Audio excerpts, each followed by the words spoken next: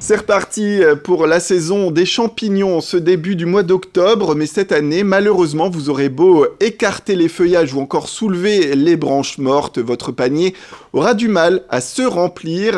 La saison est des plus mauvaises, c'est ce que disent en tout cas les experts.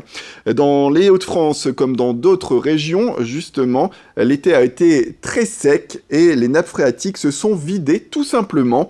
Et quand la terre n'est pas assez humide, eh bien le résultat est là, les champignons ne poussent pas. C'est la faute donc au climat qui est de plus en plus chaud, mais aussi aux pesticides et autres produits chimiques qui perturbent aujourd'hui la pousse des champignons.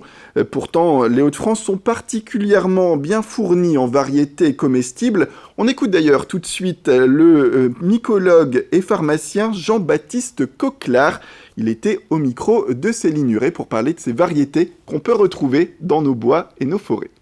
Le meilleur, bien sûr, c'est le cèpe de Bordeaux, qui est très recherché, mais on a aussi différentes russules, la manite rougissante, on a vu les laquaires, on a le meunier, on a des choses, une multitude donc une trentaine d'espèces comestibles intéressantes.